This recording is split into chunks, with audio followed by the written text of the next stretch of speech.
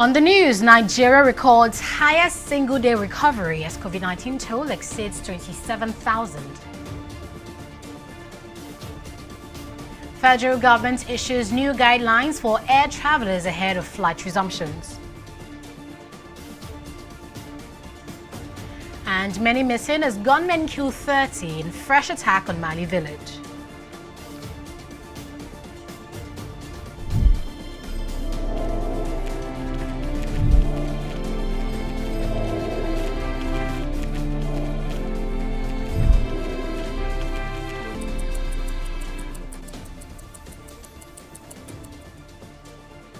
Many thanks for joining us on News Now on TV360 Nigeria. We begin with some good news as Nigeria's COVID-19 recovery toll has risen significantly following the discharge of 649 new patients in the last 24 hours. This is the country's highest single-day recovery yet. The new figure pushes the number of patients successfully treated so far to 10,801, which is about 45% of the total number of infected persons. Conversely, 626 new positive cases were reported on Thursday across 19 states and the Federal Capital Territory. The figures were released by the Nigeria Center for Disease Control (NCDC). According to the agency, 13 more people died from COVID-19 on Thursday to push the fatality toll to 616. And now to Cross River State, while the government continues to reiterate that the state is COVID-19 free, the Chief Medical Director of the University of Calabar Teaching Hospital, Ikpeme, says 5 more patients have tested positive for COVID-19 in the hospital. In a circular issued on Friday, the medical director said 2 of the patients are workers in the hospital. Ikpeme said the tests were performed using a PCR technique at the Nigeria Center for Disease Control at an accredited laboratory in Ebonyi State. According to Ikpeme, this is the 6th COVID-19 case to be confirmed at the hospital. The NCDC is, however, yet to confirm these claims by the Calabar Teaching Hospital.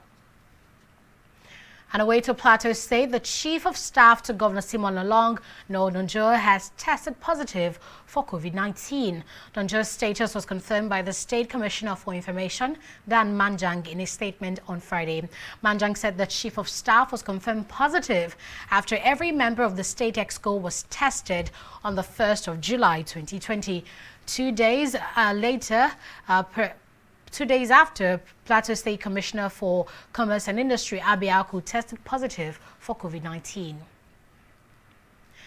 10 private schools have been sealed by the Lagos State government for flouting the directive of the federal and state government in containing the COVID-19 pandemic. Director General, Office of Education Quality Assurance, Lagos State, Abiola Seriki-Ayeni, who disclosed this, said the schools were closed during a massive monitoring of private schools' compliance to the COVID-19 directive.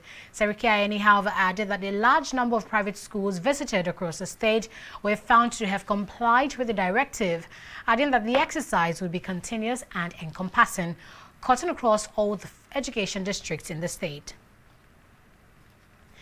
Air travelers must arrive at the airport 3 hours before their flight, kitted with a face mask, and ensure a minimum of 1.5-meter physical distancing. These are some of the new guidelines issued by the Federal Airport Authority of Nigeria ahead of the scheduled reopening of the country's airspace. The guidelines contained in the statement signed by FAAN spokesperson Henrietta Yakubu also states that all passengers' luggage will be disinfected before entry into the departure halls, while aviation and port health services personnel would screen each passenger and enforce compliance with the use of face mask and social distancing. Domestic flight operations is scheduled to resume on July 8th, starting with the Lagos and Abuja airports. With 3 days to the commencement of domestic flights, the federal government has assured the general public that aircrafts have been put through rigorous checks and are therefore safe for boarding. Aviation Minister Hadi Sirika, who gave the assurance when he appeared before lawmakers at the Senate on Thursday, also adds that the airport authorities are committed to ensuring the provision of necessary safety protocols to prevent further spread of the pandemic. We decided to open these airports beginning from July 8th, but of course it is very apparent that we can't open at once for obvious reasons. We have to stagger the opening. So we opened the first set of the airports on July 8th, and 3 days after July 11th, we opened another set of airports, and then on the 15th, which is also about 4 days after the second opening, we open all other airports. This staggering is a clever way from us to be able to, one, test run the system, two, be able to improve our preparedness, three, we thought of the geo locations of these airports to ensure that the entire country is being served once we open. We're going to be looking at the challenges confronting the aviation and how you intend to weather the storm of the consequences of the COVID-19. There's one industry or one sector that has been seriously affected by the COVID-19 is the aviation. And once the aviation is crippled, the economy itself nosedive. So it is very important that you are here. And I think I must equally emphasize that as we gradually move towards the end of this year, we'll be looking at areas that will require legislative assistance in the area of budgeting. So we can know the areas that will require attention when we start talking about the budget 2021. Almost half of the over 400,000 persons infected by COVID-19 on the African continent have recovered from the disease. This is according to data from the African Center for Disease Control. Since the world's poorest continent saw its first case in Egypt in mid-February, there's been some 414,000 cases and 10,260 deaths so far. This is relatively few compared with other regions. As of Friday morning, about 195,729 of the 414,011 infected persons have recovered and discharged after treatment. According to the UN Economic Commission for Africa, under the worst-case scenario with no interventions against COVID-19, Africa could see 3.3 million deaths and 1.2 billion infections. The European Commission has authorized the use of a new antiviral drug to treat the novel coronavirus. At least 2 major U.S. studies have shown that the drug can reduce the duration of hospital stays for COVID-19 patients. Washington authorized the emergency use of the medicine, which was originally intended as a treatment for Ebola, on May 1st, followed by several Asian nations, including Japan and South Korea.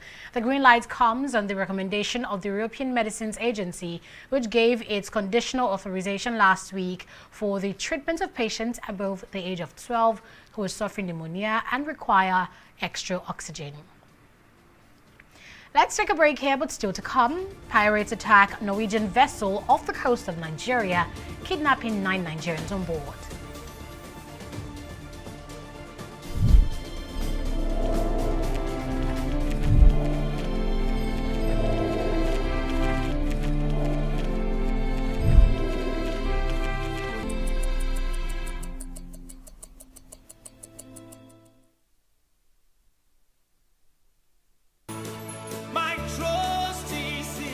Hello, I'm Dr. Taufik Adeyemi, consultant orthopedic spine surgeon at National Orthopedic Hospital, Buhari, Lagos. I'm here on the platform of Scoliosis Focus Initiative program on World Scoliosis Day. Scoliosis is an abnormal sideway curvature of the spine with some rotation. These patients present with uneven shoulders, a hump in the back, and uneven pelvis.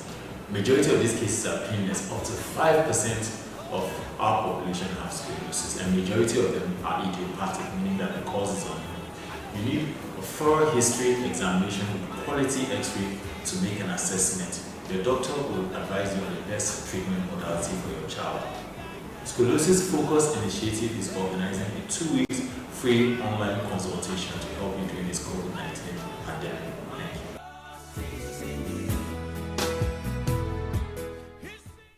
In the last 3 years, we have built a multi-purpose center, which is the envy of all in our constituency. And I can tell you that the people who are living there are already enjoying it. Guy, do you think what this man just said is true? See, I seriously doubt. I'm sure it's one of those their silly lies. And wait, Do you know there's a way to find out if these things he's saying is true or not? This is the Construct app. It gives people like us a sure way to track implementation of constituency projects. It gives valid and verified information on location of projects, amounts allocated, amount funded, the level of job done, and even the profiles of concerned legislators. You and I can post directly on this app. Are you serious? This is the go-to app if you want to know how our Commonwealth is being expanded by the government. Wow. Let's even see if what this man said is true. Show me. The Construct app is developed by Other People Nigeria with support from USAID and is available on both Google Play Store and Apple Store. That is true. Of course, I told you. You're welcome back. If you're just joining us, you're watching News Now on TV360 Nigeria. Here are top stories tonight. Nigeria's COVID-19 recovery toll has risen significantly with the discharge of 649 new patients in the last 24 hours. The new figure brings the number of patients successfully treated so far to 10,801, which is about 45% of the total number of infected persons. The Chief of Staff to Governor Simon Lalong of Plateau State, Nuodunjo, has tested positive for COVID-19. Nunjo's status was confirmed after every member of the State Exco was tested on the 1st of July. He is the second cabinet member of the state to test positive for COVID-19.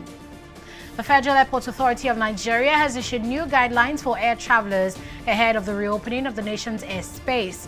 According to the new guidelines, all passengers must arrive at the airport properly kitted with their face mask and ensuring minimum of 1.5 meter physical distancing.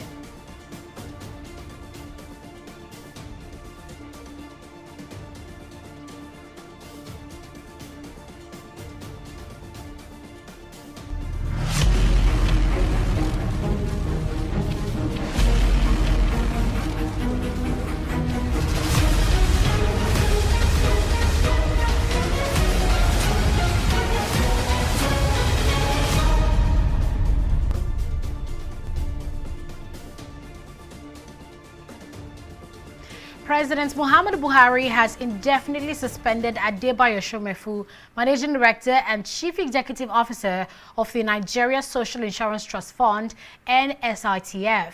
In a statement on Thursday, Nigeria's Labour and Employment Ministry stated that 11 other officials of NSITF were also asked to proceed on suspension.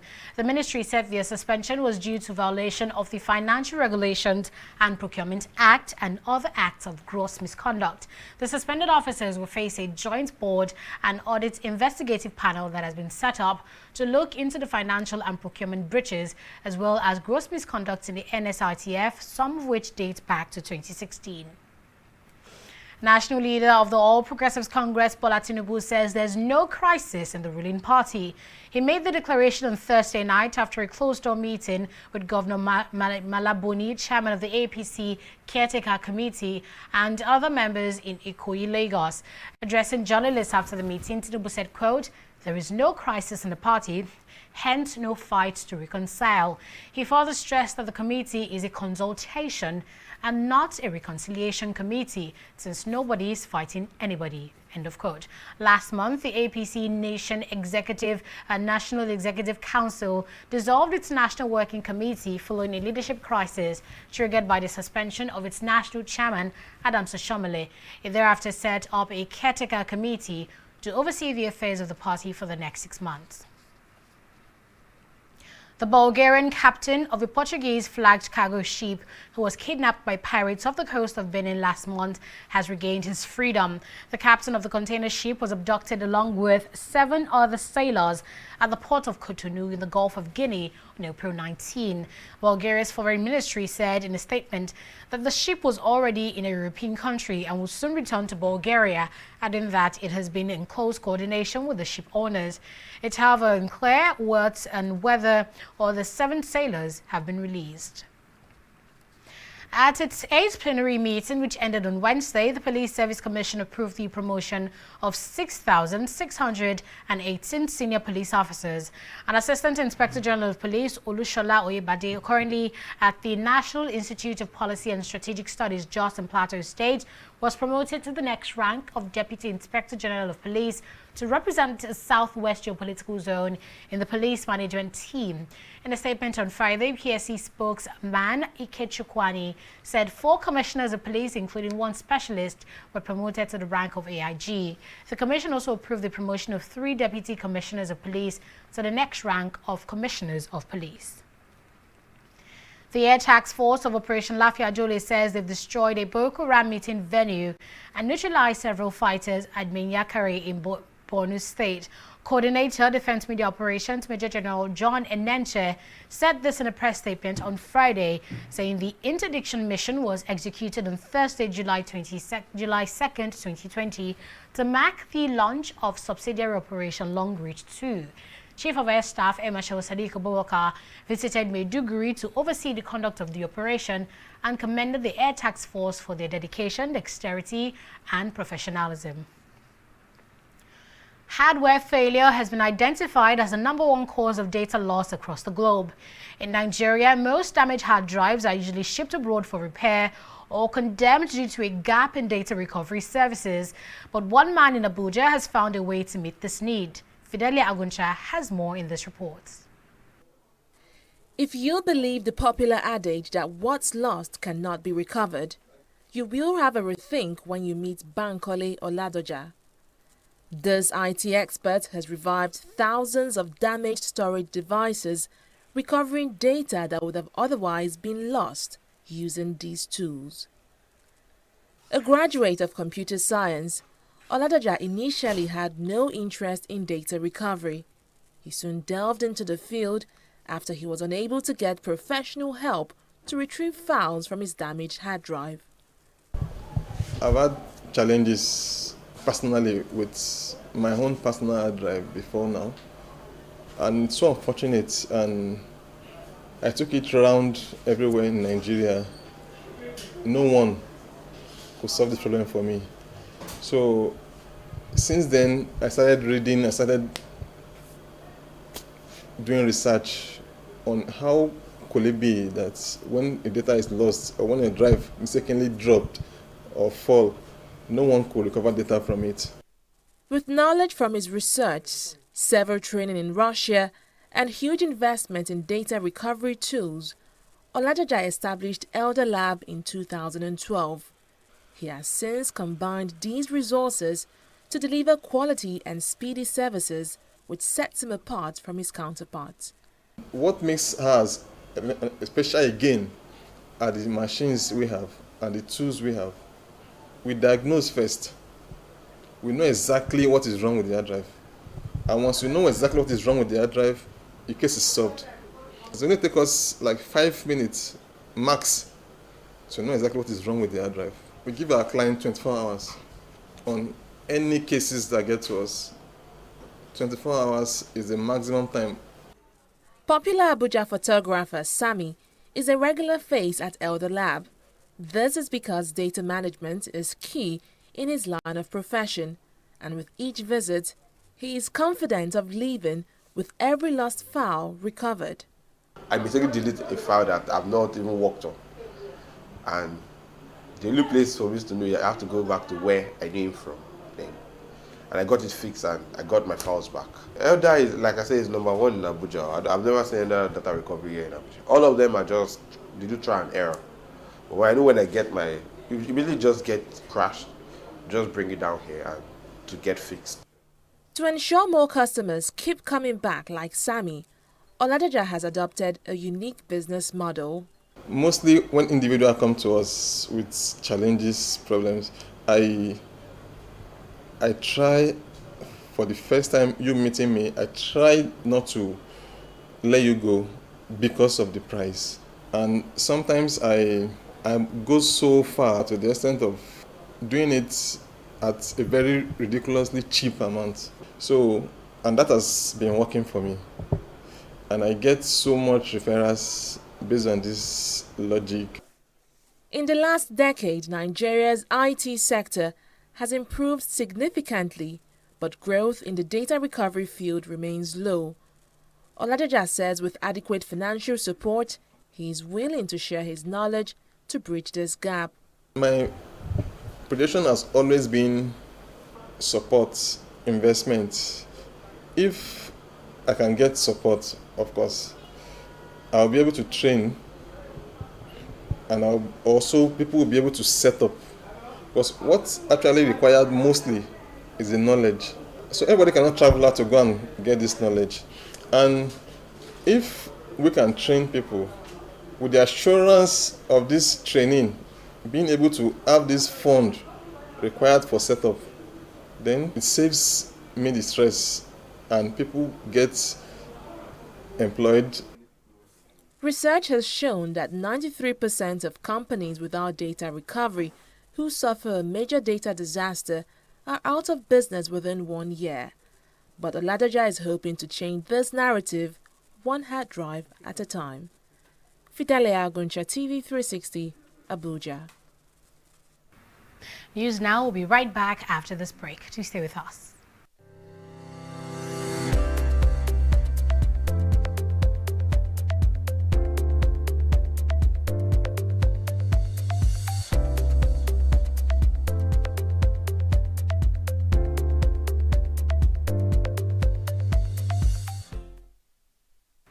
You're welcome back. Let's now join Fidelia Aguncha for the latest in business.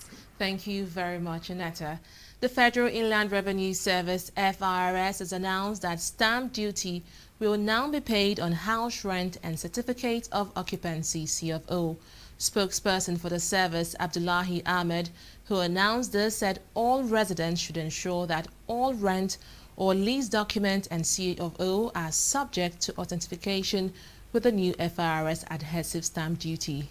He said this was necessary to give the instruments the force of law and make them legally binding on all parties involved in such transactions. The federal government and the leadership of the National Assembly have reached an agreement on the need to halt the planned hike in electricity tariff earlier slated to kick off from July 1st, 2020. The agreement was reached after Senate President Ahmed Lawan and Speaker of the House of Representatives Femi Gbajabiamila held meetings with President Muhammadu Buhari and Vice President Yemi Osinbajo at the Presidential Villa in Abuja. Adeshawa Odushoga has details in this report. When it comes to electricity supply in Nigeria, the popular opinion is that most people do not get value for their money. With this situation, many were shocked when the power sector announced a planned hike in electricity tariff to address revenue challenges in the sector. Increasing public outcry against the move is what necessitated this meeting of stakeholders in the power and public sector. At the end of the meeting, they all agreed on one thing, that the planned hike is coming at a wrong time. The timing for any increase is not now. Definitely Nigerians are in a situation where if you cannot give them enough palliatives, you should not overburden them with additional responsibilities. So that has been settled, but we believe that going forward, this sector must experience some kind of reform. That is to say that the discourse and the GENCOs who took over the public enterprises or national assets must sit up, do their own part to ensure that there is electricity for our customers and consumers. But if government has some responsibilities, government too must fulfill its own obligations. The hike, it's not going to be for everybody. We're working out a situation that is similar. That point needs to be made where it's the top echelon, so to speak, for want of a better way to put it, of the society, perhaps I think 15% of the society, that the increase speaks to, not the general 80-85% of the rest of the country. Cost reflective is a must for the Nigerian economy, but it will be service-based cost so that the quality of service will go up and customers are willing to pay for quality service instead of wasting money on darkness. now to do it, we have no choice, because if we don't, we'll have difficulty in meeting all our payment obligations. There's a lot of loan that is in place or will be in place, and if it is not commensurate with the income, the loans will be off the table. The proposed increase of the electricity tariff, when imposed, would stop the continuous subsidy of electricity by the federal government, and customers would be made to pay the actual price of service rendered. But with the recent impact of the coronavirus on the country's economy, increasing an essential commodity such as electricity tariff would pose a greater challenge. To this effect, the postponed hike of the electricity tariff have now been postponed to the first quarter of 2021. Adeshawo Dushoga, TV360, Abuja. Let's now shift focus to the stock market after this break.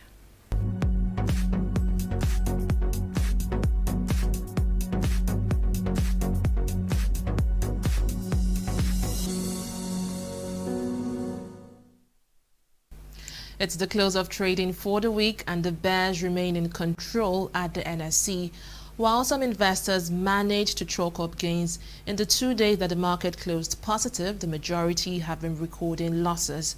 The market cap in the past 5 days dropped by 257 billion naira to close at 12.695 trillion as investors' sentiment dampened due to negative economic reports. Now, the market breadth also closed negative with 27 losers to 9 gainers, and the insurance and consumer goods index took the biggest hit, which is why it's not surprising that we have these equities right here topping the losers chart.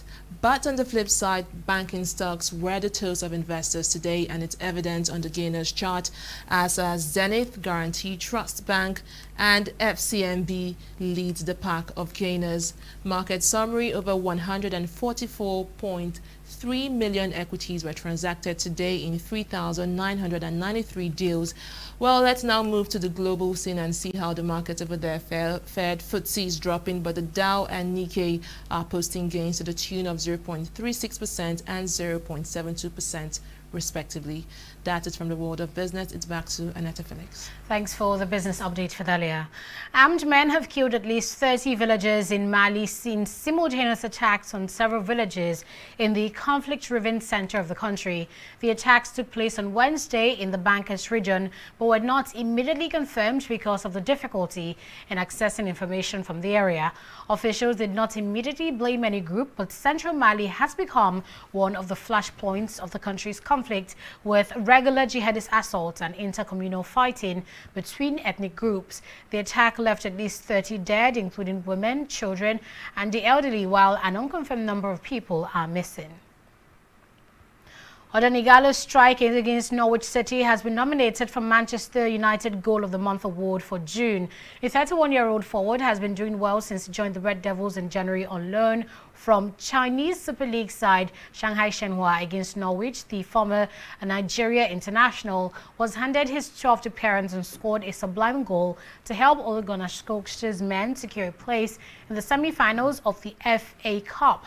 The strike is Igalo's 5th goal since teaming up with United and has now been shortlisted for the Best Goal Award in the month under review. Others nominated are Anthony Marshall, Henry Maguire, Bruno Fernandes, and Mason Greenwood. And that's it on News Now on TV360 Nigeria. Thank you for watching.